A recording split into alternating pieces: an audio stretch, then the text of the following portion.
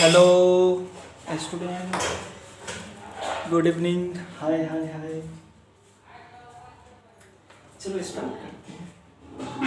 आज हम लोग जनरली बात करेंगे इलेक्ट्रिसिटी के बारे में। तो इलेक्ट्रिसिटी जनरली आप लोग जनरल लाइफ में बहुत इलेक्ट्रिसिटी देखे होंगे। जैसे आप प्रैक्टिकल्स फॉर्म में आप देख पाओगे कि आपके घर के अंदर जो फैंस हैं, लाइट्स है, वो कैसे ऑपरेट होती है इलेक्ट्रिसिटी। तो आज हम लोग इस चैप्टर्स के अंदर यही स्टडी करने वाले हैं कि इलेक्ट्रिसिटी का मीनिंग क्या होता है। तो बेसिकली जो हमारी इलेक्ट्रिसिटी होती है वो इलेक्ट्रिसिटी होती क्या है, तो ये इलेक्ट्रिसिटी होती है एक एनर्जी की फॉर्म, जो फॉर्म ऑफ एनर्जी। क्या इलेक्ट्रिसिटी ये फॉर्म ऑफ एनर्जी है which produce by flow of charge.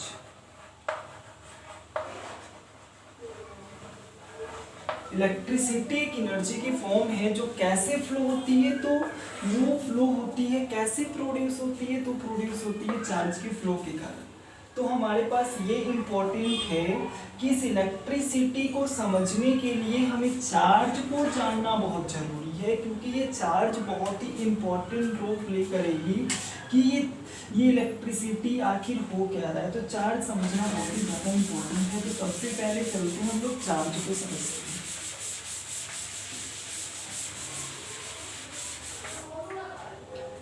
ये जो चार्ज है, तो चार्ज को समझने के लिए हम लोग थोड़ी सी केमिस्ट्री के अंदर जाएंगे, क्योंकि चार्ज जो है रिलेट करता है। आप लोग जनरली केमिस्ट्री के अंदर आप पढ़े होंगे एटम्स के बारे में। क्या पढ़े हो? एटम्स के बारे में। और ये जो एटम्स होता है, एटम्स में यहाँ पे 3 पार्टिकल्स होते हैं, न्यूट्रॉन्स, प्रोटॉन्स एंड इलेक्ट्रॉन्स। आपको ये पता है कि जो इलेक्ट्रॉन्स और प्रोटॉन्स है वो हमारे न्यूक्लियस के अंदर होती है, और इलेक्ट्रॉन्स जो होती है वो ऑर्बिट के अंदर घूमती रहती है। हमारी न्यूक्लियस के अंदर न्यूट्रॉन्स एंड प्रोटॉन्स होती है, और इलेक्ट्रॉन्स जो होती है वो आउटर ऑर्बिट्स में क्या होती है, रिवॉल्व करती रहती है। तो होता क्या है, ये चार्ज का प्रिंसिपल्स क्या बोलता है कि एटम्स की ये कैरेक्टर्स है, एटम्स की कैरेक्टरिस्टिक्स है जो कैसे प्रोड्यूस होती है ये चार्ज। तो चार्ज प्रोड्यूस होती है जब एटम्स के जो बैलेंस सेल के अंदर, बैलेंस सेल मीन्स जो उसके आउटर सेल है, आउटर ऑर्बिट है, वहां के इलेक्ट्रॉन्स को जब एटम क्या करता है, लूज करता है या गेन करता है। when electrons lose or gain, then charge will produce। जब क्या होता है, जब ये एटम्स इस इलेक्ट्रॉन्स को, जो आउटर ऑर्बिट्स में इलेक्ट्रॉन्स प्रेजेंट है, वो इलेक्ट्रॉन्स या तो लूज कर दे, किसी और को दे दे, या तो ये किसी और से इलेक्ट्रॉन्स को क्या करे, ले ले। तो उस कंडीशन पे हमारे एटम्स के ऊपर क्या आ जाती है, चार्ज आ जाती है। तो आई थिंक आप चार्ज को समझ गए होंगे। तो मैं चार्ज को डिफाइन करूं, तो चार्ज को कैसे डिफाइन करेंगे, तो चार्ज को हम डिफाइन कर सकते हैं, it is the character, it is the characteristics which create when atom gain or lose the electrons।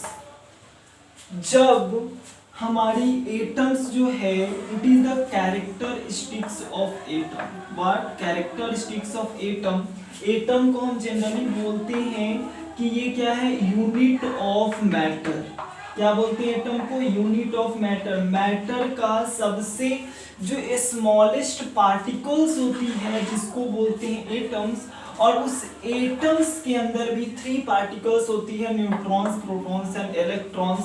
और हमें पता है जो आउटर सेल्स के अंदर जो इलेक्ट्रॉन्स, ये ऐसा क्यों होता है इसके डिटेल्स में अभी जानना नहीं है, तो हमें समझ में आया चार्ज होता है। अब हम लोग समझते हैं ये चार्ज को कैसे रिप्रेजेंट करते हैं। तो आपको पता है कि चार्ज जो है, चार्ज को कैसे एक्सप्रेस करोगे, तो इट इज एक्सप्रेस्ड, और कैसे एक्सप्रेस्ड यानी डिनोट और डिनोटेड बाय कैपिटल क्यू। कैसे किससे डिनोट करते हैं, कैपिटल क्यू से डिनोट करते हैं। अब क्या होती है, अगर आप समझो तो मैं ये बोलूँ कि ये चार्ज और इसकी जनरली यूनिट क्या होती है, तो इसकी यूनिट होती है हमारे पास कूलम, जिसको हम कैपिटल सी से डिनोट करते हैं। अब आप बोलोगे कि हमारे पास तो चार्ज पहले से इलेक्ट्रॉन्स थे, तो हम क्यों ना नंबर ऑफ इलेक्ट्रॉन्स के बेस पे हम बताएं कि हाँ इसके ऊपर निगेटिव चार्ज, यानी अगर 1 इलेक्ट्रॉन्स आया तो दैट मीन्स 1 चार्ज। ऐसा क्यों नहीं बोला, क्योंकि ये बहुत ही इनकन्वीनियंट हो जाएगा, क्योंकि हम आपको इस चार्ज की 1 कूलम्ब और इलेक्ट्रॉन्स के बीच में रिलेशंस बताएंगे। उसके बेस पे आप देखोगे कि जो 1 चार्ज जो होता है वो बहुत ही हाई नंबर्स ऑफ इलेक्ट्रॉन्स के इक्वल्स होती है। चलो हम रिलेशन से समझ लेते हैं। तो हम लोग क्या करेंगे, हम डिराइव करने की कोशिश करेंगे कि 1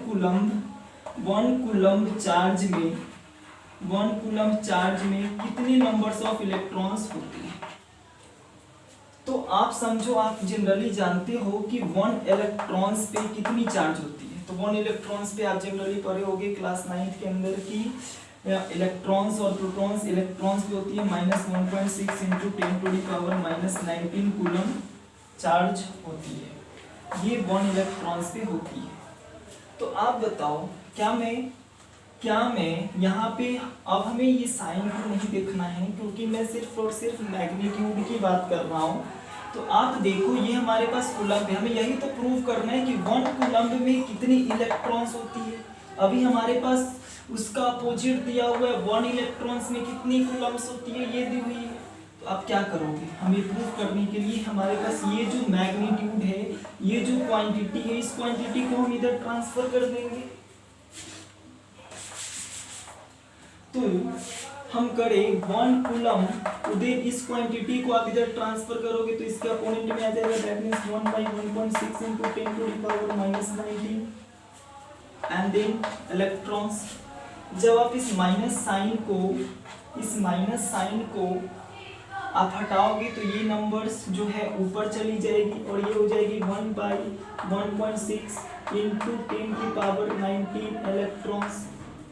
जब इसको हम ब्रेक करें, तो आप ब्रेक करोगे तो यहाँ पे 10 × 10⁻18/1.6 एंड देन हम यहाँ से पॉइंट को रिमूव करेंगे तो 100/16 × 10⁻18 एंड देन इसको आप सॉल्व करोगे तो हमारे पास पता चल जाएगा 6 × 25 × 10⁻18 इलेक्ट्रॉन। तो आप देख पा रहे हो रिलेशंस कि 1 कूलम्ब चार्ज में कितनी इलेक्ट्रॉन्स होती है, समझ पा रहे हो।